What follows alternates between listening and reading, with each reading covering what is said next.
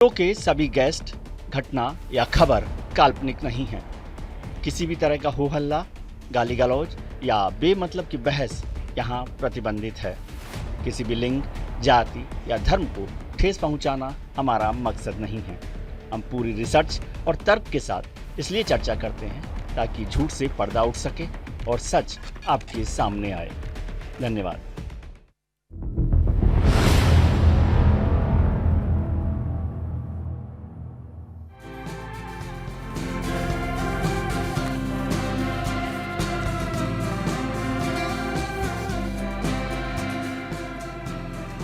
लहजे में बदजुबानी, चेहरे पर नकाब लिए फिरते हैं। जिनके खुद के बहीखाते बिगड़े हैं तो मेरा हिसाब लिए फिरते हैं। नमस्कार, मैं हूं विजय त्रिवेदी और आपने देखना शुरू कर दिया है 100% रिसर्च वाला शो सत्य की विजय।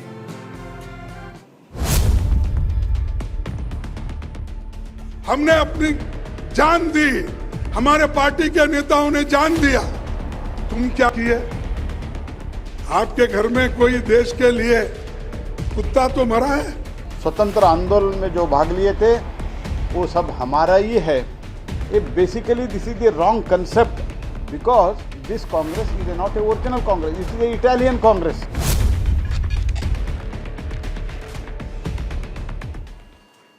संसद के शीतकालीन सत्र के 10वें दिन इस कड़ाके की ठंड में लोकसभा और राज्यसभा का तापमान टेम्परेचर थोड़ा बढ़ गया। लोकसभा शुरू होते ही वहां नारे सुनाई देने लगे। शोर इतना था कि कार्रवाई को आधा घंटे के लिए स्थगित करना पड़ा। लेकिन इस हंगामे की वजह क्या थी? असल में लोकसभा में भारतीय जनता पार्टी के सांसद कांग्रेस अध्यक्ष मल्लिकार्जुन खड़गे से माफी की मांग कर रहे थे। मल्लिकार्जुन खड़गे साहब ने सोमवार को अलवर में, राजस्थान के अलवर में भारत जोड़ो यात्रा के दौरान एक भाषण दिया। उनके उस भाषण में एक बयान पर बीजेपी को घनघोर आपत्ति थी, जिसे लेकर बीजेपी खड़गे से माफी की मांग कर रही थी।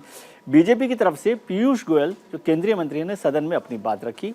वहीं खड़गे ने भी राज्यसभा में अपना पक्ष रखा। खड़गे ने कहा कि उन्होंने जो भी कहा वो राजनीतिक था और सदन के बाहर कहा था, इसलिए उसकी चर्चा यहाँ करने की जरूरत नहीं है। आइए सबसे पहले सदन में किस तरह से जुबानी वार पलटवार चला ये बताते हैं। जो बहस शुरू हुई थी वो आज़ादी के आंदोलन को लेकर हुई। मल्लिकार्जुन खड़गे ने कहा कि आपका कोई कुत्ता भी देश के लिए नहीं मरा। तो पीयूष गोयल साहब ने कहा कि खड़गे को इतिहास की शायद जानकारी नहीं है। खड़गे साहब विपक्ष के नेता भी हैं राज्यसभा में। देश के लिए इंदिरा और राजीव गांधी ने जान दी, उनका असैसिनेशन हुआ। पीयूष गोयल ने कहा कि कांग्रेस श्यामा प्रसाद मुखर्जी का बलिदान भूल गई है। खड़गे साहब का कहना था कि आज़ादी के आंदोलन में आपका कोई योगदान नहीं है। तो उन्होंने कहा, पीयूष गोयल साहब ने, कि कांग्रेस के समय चीन ने देश की जमीन हड़प ली थी। और फिर बात आगे बढ़ती गई तो उन्होंने कहा बीजेपी की बातें तो शेर की तरह से होती है पर चाल जो है वो चूहे जैसी है। खड़गे ने जिस तरह की अभद्र भाषा का इस्तेमाल किया है, पीयूष गोयल उस पर गंभीर तरह से नाराज हो गए। उन्होंने कहा बहुत अभद्र भाषा का इस्तेमाल किया है। खड़गे साहब ने कहा अंग्रेजों से माफ़ी मांगने वाले लोग दूसरों को माफ़ी मांगने की कह रहे हैं। तो पीयूष गोयल ने कहा बीजेपी और देश की जनता से खड़गे को माफ़ी मांगनी चाहिए। संसद के बाहर की बात पर यहाँ चर्चा जरूरी नहीं है, ये खड़गे साहब का तर्क था। जबकि पीयूष गोयल ने कहा कि मल्लिकार्जुन खड़गे का बयान संसद का अपमान है, इसलिए उनको माफ़ी मांगनी चाहिए। दरअसल तवांग में घुसपैठ के बाद कटीली जुबान या यूं कहें कि कटीले बयानों का सिलसिला चल पड़ा है। पिछले 3-4 दिनों से पक्ष विपक्ष दोनों ही तरफ से जुबानी वार पलटवार चल रहा है। आइए अब आपको दिखाते हैं कि इन 3-4 दिनों में किसने क्या कहा और किस पर चर्चा गर्म रही, वो भी बताते हैं। कटीली जुबान, वैसे तो सीमा पर कटीले तार होते हैं लेकिन ये कटीली जुबान है। राहुल गांधी साहब ने कहा कि अरुणाचल में हमारे जवान पिट रहे हैं, इसको लेकर भी काफ़ी हंगामा हुआ था। फिर मल्लिकार्जुन खड़गे साहब ने कहा कि बीजेपी की बातें शेर की तरह और चाल चूहे जैसी। ये प्रहलाद जोशी साहब जो केंद्रीय संसदीय मंत्री हैं, संसदीय कार्य मंत्री हैं, उन्होंने कहा कि इटालियन कांग्रेस के रबर स्टैंप हैं खड़गे साहब। हालांकि प्रहलाद जोशी ने कहा था कि वो जो कांग्रेस थी वो अलग थी, अब इटालियन कांग्रेस है और रबर स्टैंप है ये। महबूबा मुफ्ती जम्मू कश्मीर से आती हैं, पूर्व मुख्यमंत्री हैं। एलएसी पर जवानों की पिटाई हो रही है, महबूबा मुफ्ती ने इस बात को कहा, इस पर भी काफ़ी हंगामा हुआ। और असदुद्दीन ओवैसी साहब एमआईएम के लीडर, पीएम मोदी ने चीन को लेकर देश को गुमराह किया, ये गंभीर आरोप एमआईएम के लीडर असदुद्दीन ओवैसी ने लगाया। अक्सर कांग्रेस समेत तमाम विपक्षी दल आरएसएस को इस बहाने घेरते रहे हैं कि उसने आज़ादी की लड़ाई में कोई योगदान नहीं दिया। आरएसएस को लेकर कहते हैं कि संघ अंग्रेजों का मददगार रहा था, लेकिन इस बात में कितनी सच्चाई है ये भी थोड़ा सा समझ लेते हैं, क्योंकि आरएसएस ने सीधे तौर पर लड़ाई में जरूर भले हिस्सा ना लिया हो, लेकिन उसके संस्थापक से लेकर स्वयं सेवकों ने स्वतंत्र रूप से आज़ादी के संग्राम में बड़ा योगदान दिया। जानते हैं कि क्या है डॉक्टर हेडगेवार संघ और आज़ादी की लड़ाई, उसमें उनका क्या कंट्रीब्यूशन है। आज़ादी की लड़ाई के दौरान डॉक्टर हेडगेवार 2 बार जेल गए थे। डॉक्टर हेडगेवार को आप जानते हैं, वो आरएसएस के पहले संस्थापक संघ प्रमुख हैं। आज़ादी की लड़ाई के दौरान 2 बार हेडगेवार साहब वहाँ जेल में रहे थे। असहयोग आंदोलन में डॉक्टर हेडगेवार ने हजारों लोगों के साथ सत्याग्रह किया था। जब गांधी का असहयोग आंदोलन चल रहा था तब भी उन्होंने हजारों लोगों के साथ किया, और इसके चलते डॉक्टर हेडगेवार को 9 महीने की सश्रम कारावास की सजा हुई थी, जिसको उन्होंने चलाया था 9 महीने तक। इसके वजह से 9 महीने का सश्रम कारावास हुआ, जब उन्होंने नॉन कोऑपरेटिव मूवमेंट में सपोर्ट किया था, उसके साथ रहे थे। 1930 में जब पूर्ण स्वराज संघ स्वीकार किया गया तो संघ ने स्वतंत्रता दिवस मनाया। 1930 में पहली बार ऐसा हुआ था कि जब हमने कहा था कि पूर्ण स्वराज की बात हो रही है तो संघ ने ये मनाया। और दांडी में नमक सत्याग्रह का भी संघ ने बिना शर्त समर्थन किया था। दांडी के आंदोलन के वक्त में डॉक्टर हेडगेवार के आह्वान पर महात्मा गांधी 1934 में संघ की शाखा में भी गए थे। इसका भी जिक्र बार बार आरएसएस के लोग करते हैं। भारत जोड़ो यात्रा में कांग्रेस अध्यक्ष मल्लिकार्जुन खड़गे के चूहा और कुत्ते वाले बयान पर आज दिल्ली में दिन भर सियासी बवाल मचा रहा। संसदीय कार्य मंत्री प्रहलाद जोशी ने खड़गे के बयान पर आपत्ति जताते हुए कांग्रेस पर हमला बोला और कहा कि ये नकली कांग्रेस है। सुनते हैं क्या कहा है दोनों में। देश को हमने आजादी लाई है, देश को आजादी दिलाई है, और देश के एकता के लिए श्रीमती इंदिरा गांधी जी अपनी जान कुर्बान करी है। राजीव गांधी जी अपने जान दिए हैं इस देश के एकता के लिए। तो ये सब हमने किया, हमने अपनी जान दी, हमारे पार्टी के नेताओं ने जान दिया। तुम क्या किए? आपके घर में कोई देश के लिए कुत्ता तो मरा है? क्या कोई तो कुर्बानी दी है? नहीं। ये कांग्रेस ओरिजिनल कांग्रेस नहीं है। सुभाष चंद्र बोस जी को, सरदार वल्लभ भाई पटेल, बाल गंगाधर तिलक, बाबा साहेब अम्बेडकर, ऐसे लोगों के साथ यही कांग्रेस जो ओरिजिनल कांग्रेस थे उनके साथ कैसे व्यवहार किया ये सब जानते हैं। तो इसीलिए ये जो क्लेम करते हैं ना, ये जो स्वतंत्र सेनानी जो थे, स्वतंत्र आंदोलन में जो भाग लिए थे, वो सब हमारा ही है। ये basically this is the wrong concept and wrong thinking and wrong approach of the Congress party, because this Congress is not a original Congress, it is a Italian Congress. तो ये नकली कांग्रेस है, नकली नेता लोग है।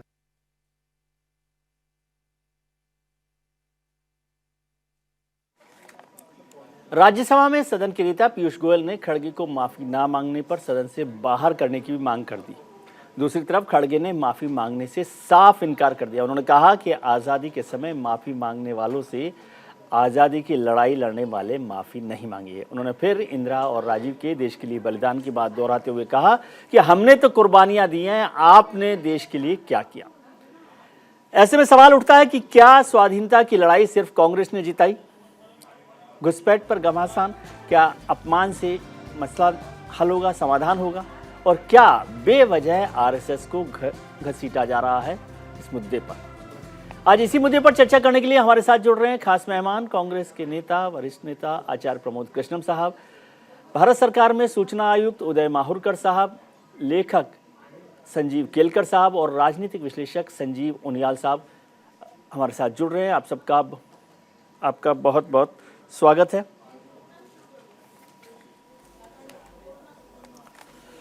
माहुरकर साहब, सबसे पहले आपसे समझना चाहता हूं, आपने संघ पर भी बहुत काम किया है, सरकार को भी आपने देखा है, अध्ययन बहुत है।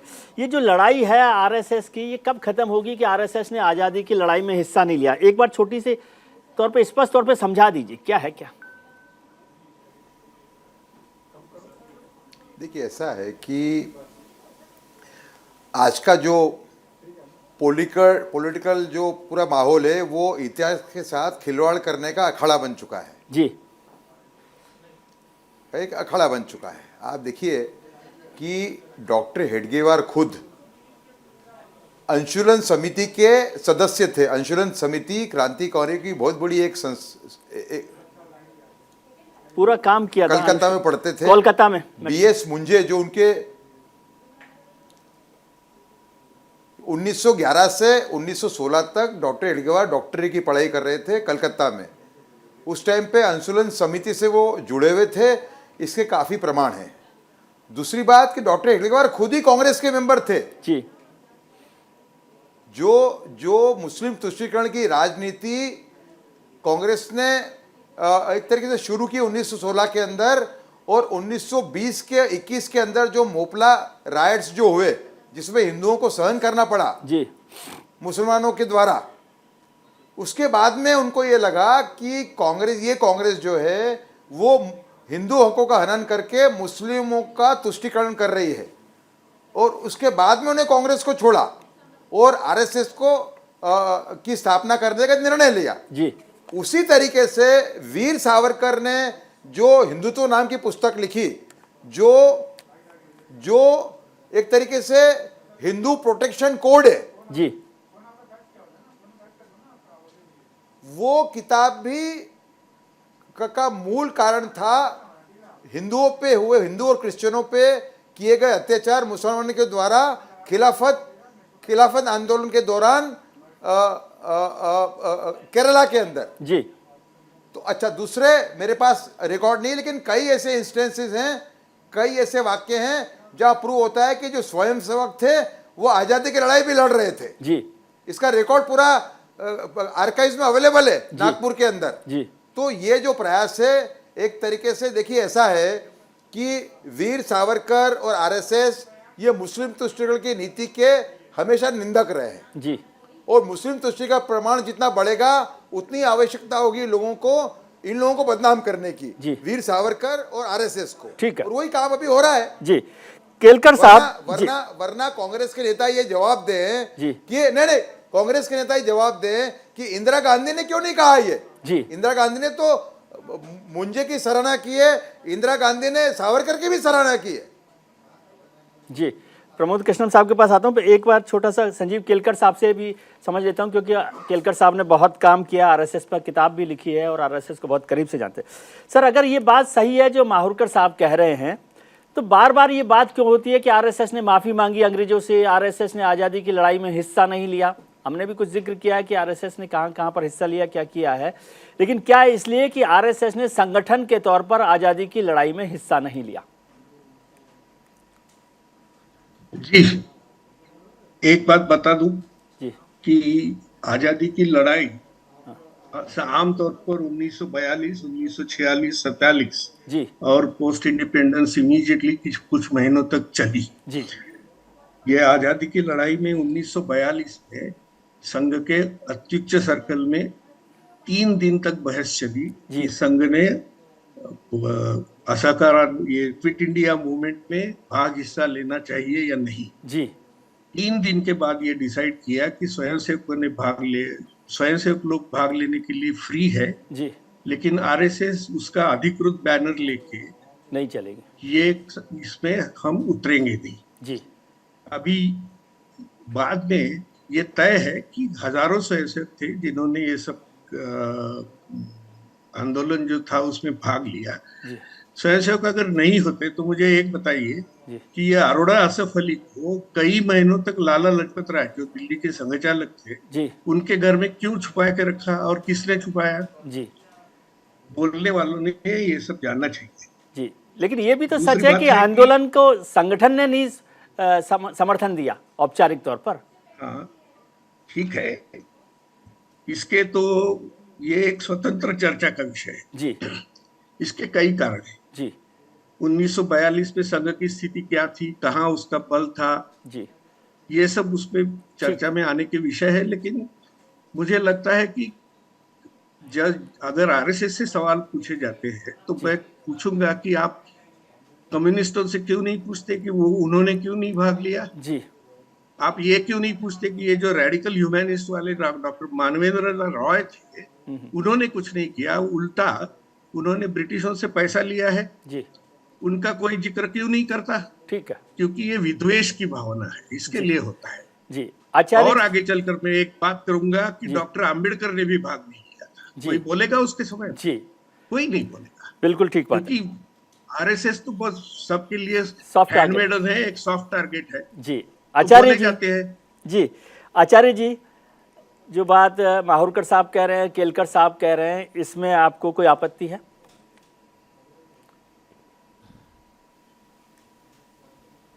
नहीं नहीं, बिल्कुल आपत्ति क्यों होगी। वो अपने विचार रख रहे हैं, मैं अपने विचार रखूंगा। उनके बात से मुझे आज ऐसा लगा कि मुझे ये मालूम चला, मेरा भी ज्ञानवर्धन हुआ कि आरएसएस के स्वयंसेवक संघ से ताल्लुक़ रखने वाले स्वयंसेवकों ने भारत की आज़ादी की लड़ाई में भी हिस्सा लिया था। तो अच्छी बात है, भारत में रहने वाले लोग अगर अंग्रेज़ों से लड़ाई करके भारत को आज़ादी दिलाने की उस लड़ाई में उन्होंने हिस्सा लिया तो बहुत अच्छी बात है। लेकिन आप ही की बात से स्पष्ट हो गया है कि आरएसएस ने एक संगठन के रूप में उस मूवमेंट को सपोर्ट नहीं किया।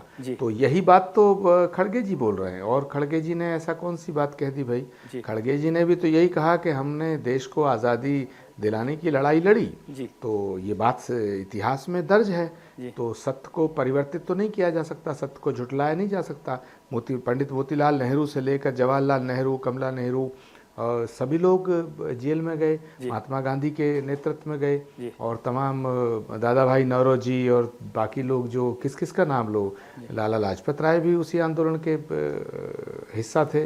बाकी सुभाष चंद्र बोस से लेकर के लोकमान्य गंगाधर तिलक और कौन कितने नाम हैं, हजारों लाखों नाम हैं जो कांग्रेस के झंडे के नीचे महात्मा गांधी के नेतृत्व में देश की आज़ादी की लड़ाई लड़ रहे थे। तो देश की आज़ादी की लड़ाई लड़ी गई, कांग्रेस के नेतृत्व में लड़ी गई।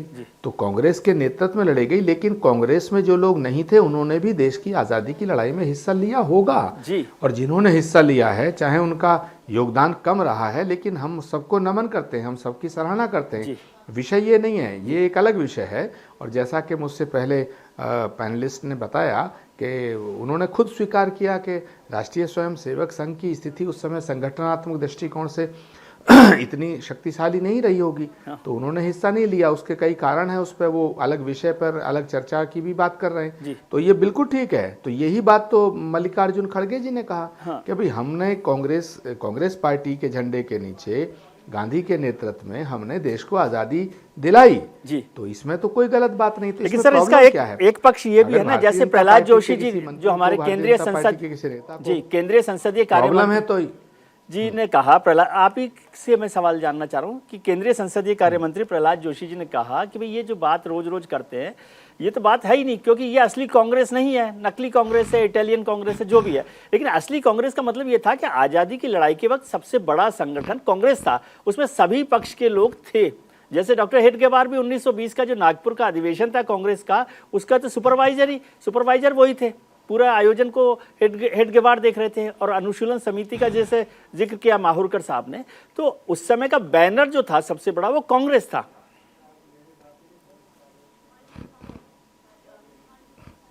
देखिए विजय त्रिवेदी जी, देश की आज़ादी के 70-72 साल बाद, 75 साल बाद अगर ये हमें पता चलता है कि साहब डॉक्टर हेडगेवार साहब भी उसमें शामिल थे, तो ये बड़ा खुशी का विषय है। बहुत अच्छी बात है कि देश की आज़ादी की लड़ाई में उनका योगदान रहा। लेकिन 70 साल बाद एक दो लोग ढूंढने से मिल जाएं तो ये बड़ी बात नहीं है। बड़ी बात ये है कि देश की आज़ादी की लड़ाई जिन लोगों ने लड़ी, जिन्होंने शहादत दी, जिन्होंने जेलें काटी, उनमें कांग्रेस पार्टी का एक बहुत बड़ा रोल था। और वो हज़ारों की संख्या में उन लोगों की गिनती है जिनको गिनना मुश्किल है। जी। कुछ ऐसे लोग भी हैं जिनके नाम ही नहीं जान पाया देश, लेकिन वो तिरंगा झंडा लेके चल रहे थे। जी। अब सवाल है कि मंत्री महोदय ने जो बात कही है, तो मंत्री महोदय से मैं ये सवाल करना चाहता हूं आपके माध्यम से कि देश की आज़ादी के बाद कांग्रेस पार्टी के कितने नेताओं ने शहादत दी? जी। भाई महात्मा गांधी की शहादत हुई, महात्मा गांधी का बलिदान हुआ, इंदिरा गांधी का बलिदान हुआ, राजीव गांधी का बलिदान हुआ, पंजाब के अंदर हमारे चीफ मिनिस्टर थे बेअंत सिंह, उनका बलिदान हुआ, हितेश्वर सैकिया के तमाम खानदान का बलिदान हुआ। तो कितने ऐसे लोग हैं, ललित माकन की हत्या की गई आतंकवादियों के द्वारा, ऐसे कितने शहीद हैं जो देश की आज़ादी के बाद कांग्रेस के नेता शहीद हुए। जी। तो जो शहादत दी है, जो बलिदान दिया है, तो क्या उसका चर्चा अगर होता है तो बीजेपी के नेताओं को प्रॉब्लम क्या है? तो बीजेपी को इस बात को स्वीकार करना चाहिए। ठीक है। सत्य को झुटलाया नहीं जा सकता। तो मुझे लगता है खड़गे जी ने कोई ऐसी बात नहीं कही है जो बहुत बड़ा एक तूफान खड़ा किया जा रहा है। जी। उनियाल साहब, प्रमोद कृष्णम जी, आचार्य जी जो है वो कह रहे हैं कि 2 लोगों ने, 4 लोगों ने, 100 लोग मान लें, उन्होंने गिन कर दिए, आप उनको गिना रहे हैं, तो वो पूरा आज़ादी का आंदोलन तो नहीं है ना?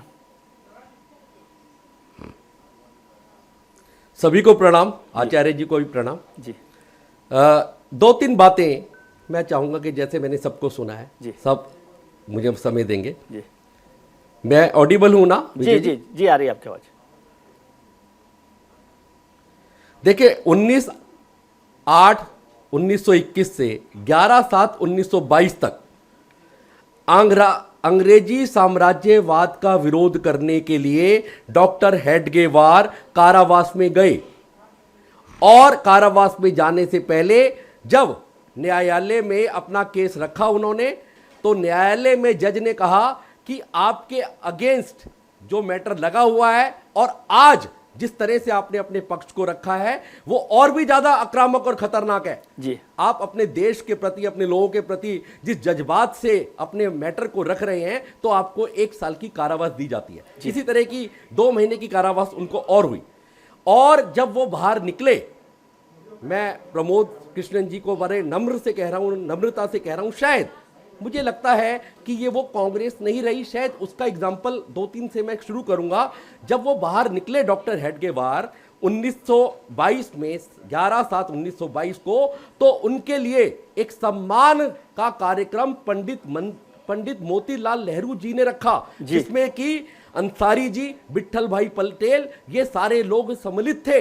मंच पर पंडित मोतीलाल ने, जो जवाहरलाल नेहरू जी की पिताश्री है, कोई अलग नहीं है, उन्होंने उनकी भूरी भूरी प्रशंसा की कि डॉक्टर हेडगेवार ने कोकेन नाम का, कोकेन, मैं दोबारा बोल रहा हूं, कोकेन नाम के एक जासूस बनकर जो देश के लिए कार्य किया, जिसके बाद 1 साल की सजा हुई, वो अविस्मरणीय रहेगा और स्वर्ण अक्षरों से लिखा जाएगा। तो कम से कम कुत्ते वाला शब्द मुझे लगता है कि बहुत छोटा हो जाएगा। और 2-3 बातें फटाफट खत्म करूंगा। अनुशीलन समिति के सदस्य थे जी। और भारत छोड़ो में पार्टिसिपेशन में उनका बहुत बड़ा योगदान था।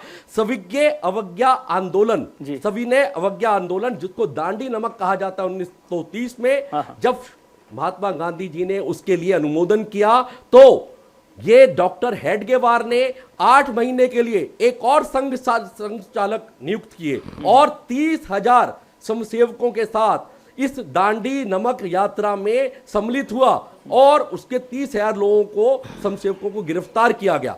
एक बात और कहूंगा कि मुझे लगता है कि 1930 में, 1930 के बाद 1936 में जब वर्धा का एक स्वयंसेवक शिविर चल रहा था, क्योंकि 1925 में राष्ट्रीय स्वयंसेवक संघ का निर्माण हुआ था, तो महात्मा गांधी जी ने उस शिविर में आकर पार्टिसिपेट किया और अपने साथ वाले व्यक्ति से पूछा, आपका नाम क्या है? दाएं वाले व्यक्ति से पूछा, भोजन करते हो, आपका नाम क्या है? राष्ट्रीय स्वयंसेवक संघ के, आप शिविर की बात कर रहा हूं मैं, और कहा कि मुझे एक बृहद भारतवर्ष का, कंप्लीट भारतवर्ष का दर्शन इस छोटे से शिविर में हुआ है। और एक और बात, 1962 में जब चाइना ने हमारे ऊपर आक्रमण किया, तो 1962 की जो आक्रमण के टाइम स्वयंसेवकों ने, राष्ट्रीय स्वयंसेवक संघ के जो योगदान किया, सैनिकों को जो लॉजिस्टिक सपोर्ट किया, उसके लिए पंडित जवाहरलाल नेहरू ने 1963 की 26 जनवरी की परेड में राष्ट्रीय स्वयंसेवक संघ की 484 स्वयंसेवकों की टुकड़ी को पार्टिसिपेट करने का मौका दिया। एक बात और खत्म करूंगा,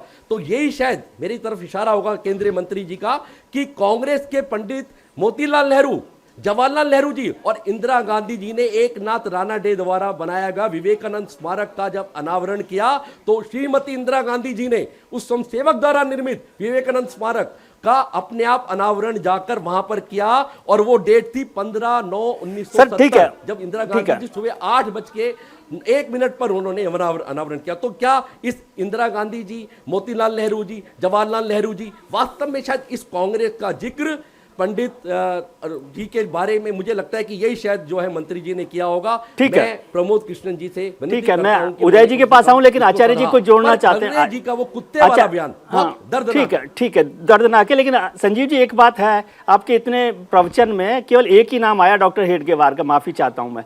आचार्य जी, वो इसलिए आया क्योंकि हाँ, देखिए संजीव जी बड़े विद्वान व्यक्ति हैं और इन्होंने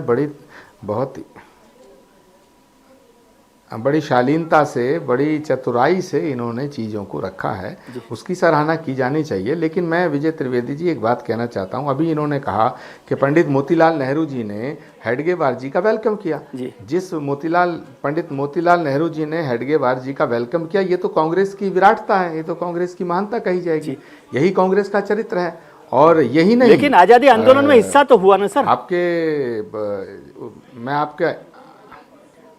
मैं कब कह रहा हूं कि भाई आज़ादी के आंदोलन में हिस्सा नहीं लिया, लेकिन आपने खुद कह दिया कि आपको नाम गिनाना पड़ा।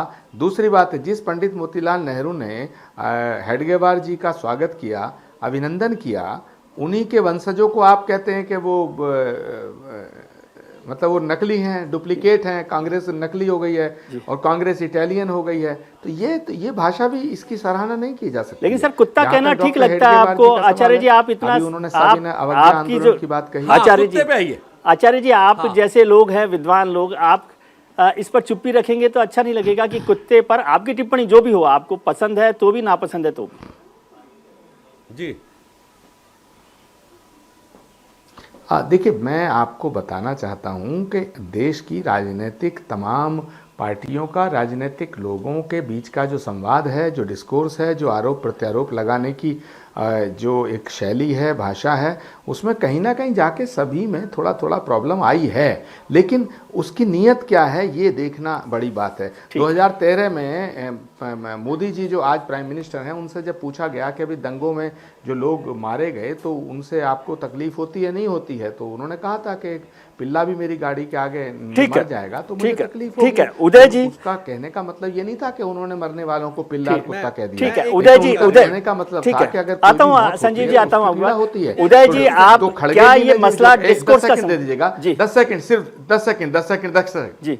खड़गे जी ने, आदरणीय मल्लिकार्जुन खड़गे जो कांग्रेस के प्रेसिडेंट हैं, उन्होंने अगर ये बात कही है तो उन्होंने, उनका कहने का मतलब ये है कि बीजेपी के नेताओं के बलिदान की कहानी बहुत छोटी है, कांग्रेस के बलिदान की कहानी बहुत बड़ी है। ठीक है उदय जी, ये केवल मसला डिस्कोर्स का है क्या? देखिए ऐसा है कि 2-3 चीजें रखना मैं चाहूंगा। संजीव उनियाल जी के जो प्रमाण उन्होंने दिया, उसके बाद में ये डिबेट का एक सॉल्यूशन आ चुका है कि आरएसएस के संस्थापक ने भी बहुत बड़ा बलिदान दिया था। जी ठीक है। दूसरा, अब प्रश्न ये उठता है कि देखिए 1940 के दशक में सावरकर ने ये कहा था कि जो लोग कांग्रेस के हैं उनका भी योगदान है और जो क्रांतिकारी है उनका भी योगदान है। जी। तो कांग्रेस जो है वो पूरा क्रेडिट लेने का प्रयत्न न करे भारत की आजादी के आंदोलन का। जी। तो वही प्रयत्न भी हो रहा है। और दूसरा, एक और जो मुस्लिम तुष्टीकरण की राजनीति है, उसका इसमें प्रमुख रोल है। जो नेताओं ने हिंदू हकों को डिफेंड किया, हिंदू हकों का हनन करके जो लोग मुस्लिम तुष्टीकरण कर रहे थे उनका विरोध किया, जो लोग भारत के विभाजित राजनीति पे जो जिनका पोषण है, उनको ये लगता है कि हमें अगर हमारे वोट बचाने हैं, हमें अगर वोट बैंक पॉलिटिक्स खेलनी है, तो हमें जो लोग हिंदू हकों को प्रोटेक्ट कर रहे हैं उनको बदनाम करना ही पड़ेगा। ठीक है। तो डिबेट मेरे ख्याल से एक अगले चरण में जा चुकी है। जी। कि ये आक्षेप क्यों हो रहे हैं, जी ठीक है। केलकर बार बार क्यों हो रहे हैं? जी, केलकर साहब, बात हेडगेवार साहब तक आती है, डॉक्टर हेडगेवार की बात आती है। जंगल सत्याग्रह का जिक्र नहीं किया संजीव जी ने, वो जंगल सत्याग्रह था जो किया उन्होंने और जिसके लिए जेल गए वो, नमक सत्याग्रह की बजाय, क्योंकि नागपुर में समुद्र नहीं था, ठीक है। लेकिन डॉक्टर हेडगेवार के बाद आज़ादी आंदोलन में आरएसएस की भूमिका नहीं रहती, क्या ये सच नहीं है? गुरु गोलवलकर ने स्पष्ट तौर पे कहा कि भाई संगठन के तौर पे हमें आज़ादी की लड़ाई में हिस्सा नहीं लेना, पदाधिकारी भी जिसको जाना है वो इस्तीफा ले दे और चला जाए। क्या ये बात ठीक नहीं है? और क्या बात ये ठीक नहीं है जो आपने भी जिसका जिक्र किया कि उस समय संगठन की जरूरत थी, उसमें कोई आपत्ति नहीं करा, आपका संगठन है, आप जो करें ना करें, लेकिन आपने हिस्सा नहीं लिया, ये तो सच है ना। तो हेडगेवार के आगे आरएसएस को अलग तरीके से देखना पड़ेगा आजादी के आंदोलन में। 1942 के बाद 1947 में 15 अगस्त को आजादी की लड़ाई खत्म नहीं हुई जी। खड़गे जी ने जो एक बात कही थी कि ये लोगों ने कहाँ शहादत दी है, इसके मैं 2 उदाहरण प्रस्तुत करता हूँ। आजादी के तुरंत बाद पाकिस्तान से जो जेनोसाइडल ऑनस्लॉट हुआ है जी उसमें हिंदुओं की मदद कौन कर रहा था? जी, इसके काउंटर अटैक किसने किया? बिल्कुल ठीक बात। उसमें जो 5000 लोग मारे गए वो देश के लिए नहीं मारे गए, वो क्या हिंदुओं के लिए मारे गए? ठीक है जब कश्मीर में सैकड़ा आगे बढ़ रही थी तो उनका साथ किसने दिया था? जी इंडिपेंडेंस के संघ के स्वयंसेवक थे, जी। वहां के जो मेजर जनरल थे उन्होंने कहा इतना धैर्य तो मैंने मेरे आर्मी के जवानों में भी नहीं देखा है। ठीक है अब इससे ज्यादा कौन कौन कांग्रेसी मरा? जी रेफ्यूजियों को बचाते हुए कोई कांग्रेसी मरा है? जी कश्मीर में कोई गया था? जी। दिल्ली में पूरे नेतृत्व का सुरक्षा का जिम्मा आरएसएस पे था। ठीक है। और क्या चाहिए क्या आप? जी केलकर साहब आपके पास आता हूं क्योंकि प्रमोद जी को, आचार्य जी को निकलना है, तो मैं एक कमेंट उनका ले लें फिर आपके पास मैं दोबारा लौटता हूं। आचार्य जी, मैं जानता हूं आपकी व्यस्तता है और आपने मेरे आग्रह पर इसको स्वीकार किया। मैं जरा एक प्रश्न पूछना चाहता हूं आचार्य जी। जी एक प्रश्न मेरा, जी जी 10 सेकंड का। जी आपने पहले भी मुझे मौका नहीं दिया। आचार्य जी से बड़ी विनम्रता से एक प्रश्न जी पूछ। हाँ पूछिए ना आप आचार्य जी। जी हाँ आचार्य जी मैं पूछ रहा हूं कि आज आपसे मैं बहुत ही इंप्रेस रहता हूं, विचारधारा हो सकती है इधर उधर हो, परंतु आज मैं आपसे एक बात पूछ रहा हूं। आपने इतने बहुत ही विद्वता से अपनी बात को रखा और आपने ये भी माना कि डॉक्टर हेडगेवार ने पार्टिसिपेट किया, परंतु आप देखिए फैक्चुअली और गाली देकर 2 चीजों को उन्होंने कहा कि कभी भी पार्टिसिपेट नहीं किया और राष्ट्रीय स्वयंसेवक संघ का इस पार्टी का एक कुत्ता भी और आप उस खड़गे जी को सपोर्ट कर रहे हैं। आज अच्छा समय करोड़ों लोग देख रहे हैं विजय जी का कार्यक्रम, कि आप कह सकते हैं कि हाँ उनका स्लिप ऑफ टंग हुआ या कहीं ना कहीं उनके बिहाफ पर मैं माफी मांगता हूं राष्ट्रीय स्वयंसेवक संघ के लोग तरफ से, उनकी तरफ से, आचार्य जी उनके साथ जो गलत भाषा का प्रयोग हुआ। जी आचार्य जी। हाँ देखिए त्रिवेदी जी, मैं बड़े सम्मान के साथ इन्होंने जो सवाल किया मैं उससे बिल्कुल भागना नहीं चाहता हूं। मैं 2 बातें कह के अपनी वाणी को विराम दूंगा। पहली बात तो यह है कि देश के लिए, समाज के लिए, धर्म के लिए जो भी व्यक्ति बलिदान देता है, कुर्बानी देता है, स्त्री हो या पुरुष, वो महापुरुष हो जाता है और महापुरुषों का सम्मान होना चाहिए, वो किसी भी तरफ के हों। दूसरी बात यह है कि पंडित मोतीलाल नेहरू ने हेडगेवार जी का सम्मान किया, पंडित जवाहरलाल नेहरू ने आरएसएस की सराहना की है कई बार, और हमारे डॉक्टर प्रणब मुखर्जी खुद आरएसएस के दफ्तर भी गए थे, वो भी कांग्रेसी थे। और यही देश की संसद में पंडित अटल बिहारी वाजपेयी जी ने इंदिरा गांधी जी को जब पाकिस्तान के 2 टुकड़े करे थे तो उन्हें दुर्गा कह करके संबोधित किया। तो ये भारत के लोकतंत्र की एक सुंदरता है, खूबसूरती है। अब सवाल इस बात का, एक बार मैं नागपुर गया विजय त्रिवेदी जी, और मैं किसी कांग्रेस के कार्यक्रम में गया तो वहाँ मुझे कुछ लोगों ने कहा कि साहब यहाँ डॉक्टर हेडगेवार जी जो आरएसएस के संस्थापक थे, उनकी समाधि है, क्या आप जाना चाहेंगे? तो कुछ पत्रकारों ने कहा कि नहीं आचार्य प्रमोद कृष्णम जी तो क्यों जाना चाहेंगे, ये तो कांग्रेस में है। तो मैंने कहा नहीं, कांग्रेस पार्टी के अंदर ऐसा कोई रिस्ट्रिक्शन नहीं है कि हम नहीं जा सकते हैं। और मैं डॉक्टर हेडगेवार जी की समाधि स्थल पर गया और मैंने बड़ा बारीकी से वहाँ जा करके मैंने कई घंटे बिताए, वहाँ के लोगों से चर्चा की। बल्कि जब मैं वहाँ पहुँचा तो लोगों में बड़ी उत्सुकता हो गई कि भाई कांग्रेस के समर्थक आचार्य प्रमोद कृष्णम जी को माना जाता है। कांग्रेस पार्टी से वो चुनाव भी लड़ चुके हैं, वो आए हैं। तो मुझे सबने उस इतिहास को मैंने देखा, सुना, पढ़ा और मैं जानने की कोशिश कर रहा था कि भारत एक महान भूमि है, भारत एक महान राष्ट्र है, इसके अंदर पक्ष विपक्ष होना चाहिए। जहाँ तक आपने कहा कि उनके बयान पे माफ़ी मांगे जाना चाहिए था, तो सवाल इस बात का है कि भारतीय जनता पार्टी के नेता हों या कांग्रेस पार्टी के नेता हों, जब राजनीति में होते हैं तो उस को दोनों को अपनी मर्यादा का ध्यान रखना चाहिए। मैं इससे ज़्यादा और कुछ नहीं कह सकता हूँ। कभी कड़वी बातें ऐसी होती हैं कि वो बात सच होती है लेकिन बहुत चुभती है। लेकिन सच आरएसएस का जहाँ तक ताल्लुक है, मैं कतई ये मानने को तैयार नहीं हूँ। मैं आरएसएस का मैं ये विरोध नहीं करता अंधा होकर के, लेकिन महात्मा गांधी को मानने में आरएसएस को दिक्कत थी और इसीलिए नरेंद्र मोदी जी से पहले महात्मा गांधी का नाम भी बीजेपी वाले ज़्यादा अच्छी तरह से नहीं लेते थे। लेकिन नरेंद्र मोदी जी के आने के बाद महात्मा गांधी का नाम लेना, सरदार पटेल का नाम लेना, सरदार पटेल का सम्मान करना, महात्मा गांधी का सम्मान करना, ये शुरू हुआ। ये अच्छी बात है। और जहां तक सवाल है बीजेपी और आरएसएस को इंटरमिक्स कर रहे हैं, तो राष्ट्र बड़ा है, राजनीति छोटी है, सभी नेताओं को इसका ध्यान रखना चाहिए। हमारे साथ विद्वान पैनल हमारे साथ मौजूद है। उदय माहुरकर साहब हैं, संजीव केलकर साहब हैं और संजीव उनियाल साहब हैं। आपका एक बार फिर स्वागत है। उदय जी, आपसे समझना चाहता हूँ, इतनी बहस 75 साल से चल रही है, ये नैरेटिव क्यों नहीं बन पाया कि आरएसएस ने या जो भी लोग जुड़े हुए हैं उन्होंने आज़ादी के आंदोलन में महत्वपूर्ण भूमिका निभाई है? जैसे केलकर साहब ने भी बात के भी पोस्ट इंडिपेंडेंस की बात की, आपने भी जिक्र किया। जी देखिए, ऐसा है कि गांधी जी की हत्या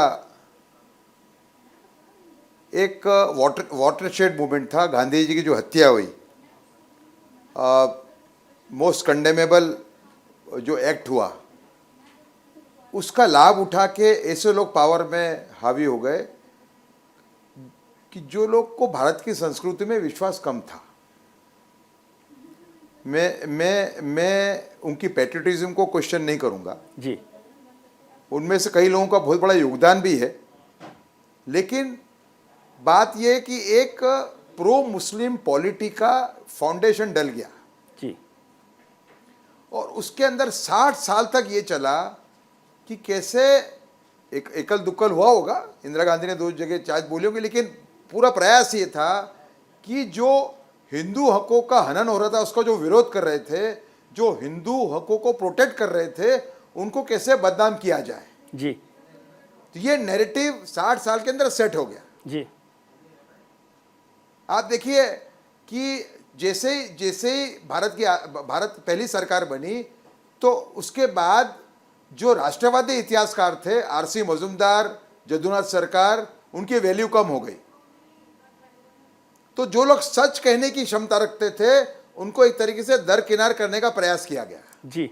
तो इतिहास का खिलवाड़ शुरू हुआ और वो 60 साल तक चला। मैं मानता हूं कि मोदी जी की सरकार आई उसके बाद में ये जो पूरा जो सिलसिला चला उसमें एक रोक लगी, पूरी तरीके से रोक लगी, उससे रोक लगी है। तो नैरेटिव क्यों नहीं सेट हो पाया, उसका प्रमुख कारण ये है। जी जी। केलकर साहब, बाकी मैं रिकॉल नहीं कर पा रहा हूं, बीच में मेरी बात माननीय मोहन जी भागवत से हुई थी, उन्होंने कई उदाहरण मुझे दिए जी। ठीक है। मनमोहन वैद्य करके एक बहुत बड़े पदाधिकारी है, he is the joint general secretary of RSS. जी जी। उन्होंने जो मुझे दाखले दिए कैसे कैसे स्वयंसेवकों ने आजादी की लड़ाई में भाग लिया था, तो मैं दंग रह गया जी। नहीं, लेकिन मैं तो वो बात, इसका पूरा प्रमाण अवेलेबल है। और आज जो जी, मैं आपसे डिसएग्री नहीं कर रहा सर, ने आज जो बताया उसके बाद में कोई ज्यादा प्रमाण की आवश्यकता नहीं है। मैं बात वो कर नहीं रहा सर, मैं दूसरी बात कर रहा हूँ कि इतने प्रमाण हैं, इतने लोगों ने हिस्सा लिया, तो वो नैरेटिव क्यों नहीं बन पा रहा, ये मुद्दा था। क्योंकि आप सब लोग विद्वान लोग बैठे। केलकर साहब, अभी जिक्र हुआ कि अंबेडकर के लोग, जवाब दिया मैंने आपको जी।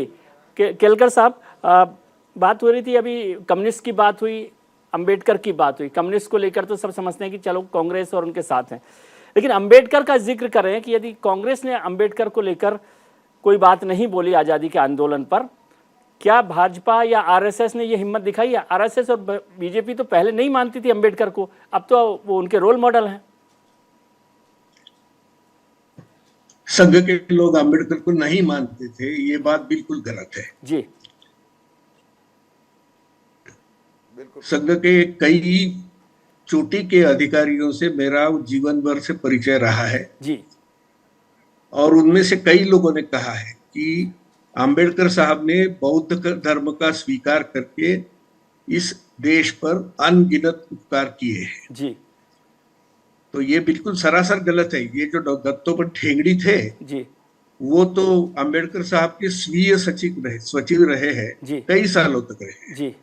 तो इसका मतलब साफ है कि ये कोई मनगढ़ंत और फालतू की बात है, उसके ऊपर ध्यान ना दिया जाए तो ठीक है जी। अंबेडकर जी ने स्वातंत्र के आंदोलन में भाग नहीं लिया था, ये सच है जी। लेकिन उनका जो कारण था उसकी एक मीमांसा थी जी।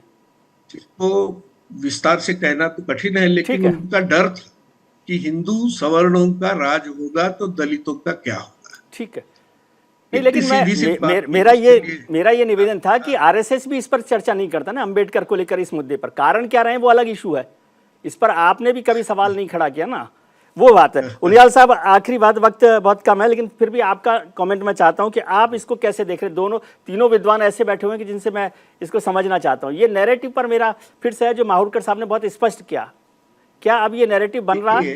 जी उनियाल साहब देखिए आज 2022 है, मुझे ऐसा लगता है जी कि कुछ लोग सिर्फ काम में विश्वास रखते हैं, नैरेटिव बनवाने में विश्वास नहीं रखते जी। तो मुझे लगता है कि संघ की वो 4 लाइनें मैं कहीं पढ़ रहा था, संगठन गढ़े चलो सुपंथ पर बड़े चलो, भला हो जिसमें देश का वो काम सब किए चलो। तो इस तरह की काम करने वाले सतत निरंतर आप देखिए कि 1925 से संगठन की जन्म हुआ और आज जाके संगठन ने अपने पक्ष को रखने के लिए कुछ चीजों को सामने लाना शुरू किया, क्योंकि पहले संगठन सिर्फ काम करने में विश्वास किया करता था, परंतु आज जब थोड़ा सा खड़ा हो गया, जब उसके 52 अनुसांगिक संगठन खड़े हो गए तो उसने अपने पक्ष को रखने के लिए आप जैसे पत्रकारों के पास संबंध किया है, आप जैसे पत्रकारों को अपनी बात रखी, आप जैसे पत्रकारों को बताया, क्योंकि जो आप अभी बता रहे थे अपने भी बुलेटिन में, तो मुझे लगता है कि काफी कुछ आप करीब थे उसके और बड़ी आप उसको स्पष्टता से अपने दर्शकों को दिखा रहे थे। तो संघ का शायद एक वो स्थान रहा कि उसने काम करने में विश्वास रखा, परंतु अपनी बात को ढोल बजाने में और एक नैरेटिव बनाने में कभी विश्वास नहीं किया, परंतु आज वो अपना पक्ष रखने में सक्षम है। तो इसलिए शायद वो नैरेटिव वाला आपका प्रश्न जो है, पर अभी मैं उसके मूल प्रश्न पर जाऊंगा कि महात्मा गांधी जी को बीच में खड़ा कर देना, आपको कहना कि उसी परिवार में आपके किसी कुत्ते ने भी पार्टिसिपेट नहीं किया, सर उसको तो कोई सपोर्ट ही नहीं कर रहा, उस पर हम कोई भी सपोर्ट नहीं कर रहा, वो तो ठीक बात नहीं है, उस पर कोई चर्चा ही नहीं हम लोग कर रहे हैं। लेकिन वक्त मुझे इजाजत नहीं दे रहा, इसलिए मैं आपसे माफी चाहता हूँ। माहुरकर साहब आपका बहुत शुक्रिया, संजीव केलकर साहब आपका बहुत शुक्रिया, उनियाल साहब आपका बहुत शुक्रिया कि आपने वक्त निकाला, प्रमोद कृष्णन साहब का भी बहुत शुक्रिया कि उन्होंने भी अपनी व्यस्तता के बाद समय निकाला। आज हमने शो की शुरुआत में आपसे एक सवाल पूछा था कि क्या बेवजह आरएसएस को घसीटा जा रहा है। इस पर 55% लोगों ने हाँ के पक्ष में अपना वोट किया है, वहीं 45% लोग इसके पक्ष में नहीं हैं। यानी 55% लोग समझते हैं, ज़्यादातर लोग समझते हैं कि बेवजह घसीटा जा रहा है। आपने नेताओं की बात सुनी, हमारे पैनलिस्ट की बात सुनी और अब आखिर में छोटी सी बात मेरी भी, यानी विजय भी। कटीला, अक्सर इस शब्द का इस्तेमाल बॉर्डर के लिए किया जाता है क्योंकि बॉर्डर के दोनों ओर कटीले तार घुसपैठ को तो रोकते हैं ही, साथ ही सेनाओं के आपसी तकरार के बीच की भी सीमा होते हैं। लेकिन आज ये कटीला शब्द भावार्थ है राजनीतिक दशा और दिशा का, क्योंकि दुश्मन कटीले तारों का पार करके घुसने की कोशिश कर रहा है, लेकिन देश की राजनीतिक पार्टियां एक दूसरे पर कटीली भाषा का इस्तेमाल कर इतिहास याद दिला रही हैं, जबकि कटीले बोलों और तारों की ज़रूरत दुश्मन देश के खिलाफ है, न कि आपस में। आज के कार्यक्रम में इतना ही। उम्मीद करता हूं कि आपका आने वाला कल आज से बेहतर हो। आप अपना ख्याल रखिए और उनका ख्याल रखिए जो आपका ख्याल रखते हैं। नमस्कार।